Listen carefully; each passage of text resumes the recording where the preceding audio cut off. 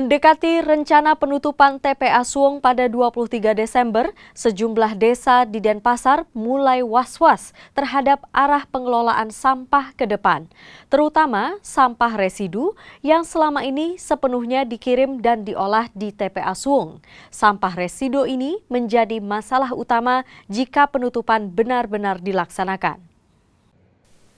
Wacana penutupan TPA Suwung pada 23 Desember mendatang memunculkan kekhawatiran di sejumlah desa di Denpasar. Selama ini, desa-desa masih bergantung pada TPA Suwung untuk pembuangan sampah residu. Sejumlah desa sebenarnya telah menyiapkan alternatif, termasuk rencana pemanfaatan mesin insinerator untuk mengolah sampah residu menjadi energi. Namun, pelaksanaan teknologi tersebut terbatas regulasi, termasuk persyaratan izin lingkungan dan uji emisi yang belum dapat dipenuhi dalam waktu dekat. Di antaranya, Desa Sandurkauh yang merupakan kawasan pariwisata ikut menyuarakan keprihatinan terhadap rencana penutupan TPA tersebut. Mereka menilai pengelolaan sampah harus mendapat perhatian khusus, mengingat Sandurkauh menjadi ruang publik yang padat aktivitas warga dan wisatawan. Apalagi kami di Desa Sandurkauh yang luas desa kita kecil dan jumlah penduduk yang sangat besar dan juga penduduk pendatang, mobilitas penduduk ke Desa Sandurkauh ini sangat tinggi. Kami sebenarnya ada ide dengan adanya insinerator. Kami dengar di televisi bahwa katanya di Jawa Barat sudah menggunakan insinerator. Nah, kami sebenarnya kepingin meniru di sana, tetapi kami di desa tidak berani melampaui kebijakan dari pimpinan. Kami tetap menunggu, seandainya kalau diizinkan, kami akan rancang di desa melalui musyawarah desa.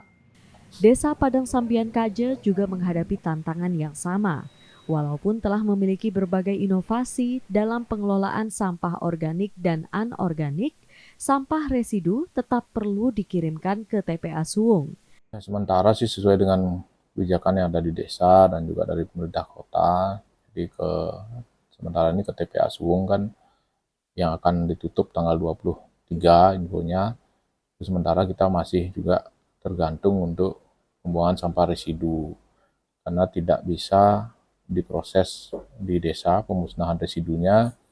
Juga di sini ada PDU yang juga belum bisa menyerap sepenuhnya sampah dari Desa Padang Sambian Kaje, walaupun PDU juga berada di wilayah desa, namun hanya sebagian kecil sampah dari Desa Padang Sambian Kaje yang bisa diolah di sana. Residu yang paling banyak bermasalah kan popok biasanya, popok yang B3, jadi perilaku masyarakat kita belum bisa memperlakukan sampah residu itu dengan baik dan benar.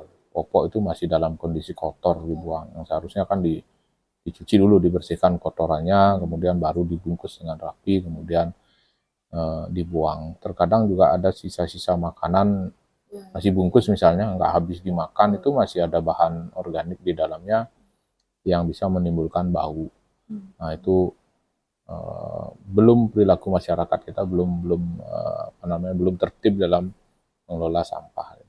Kalau total sampah desa sih lebih dari 10 ton ya, minimal 10 ton setiap hari.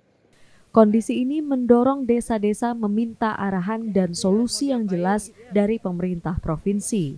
Penutupan TPA Suwung harus diiringi skema pengelolaan sampah yang terukur agar tidak menimbulkan masalah di tingkat desa. Desa berharap kebijakan yang diambil disertai rencana transisi yang pasti, sehingga pengelolaan sampah di Kota Denpasar tetap terkendali meski TPA Suwung ditutup. Putu Farah, Kompas TV, Denpasar, Bali.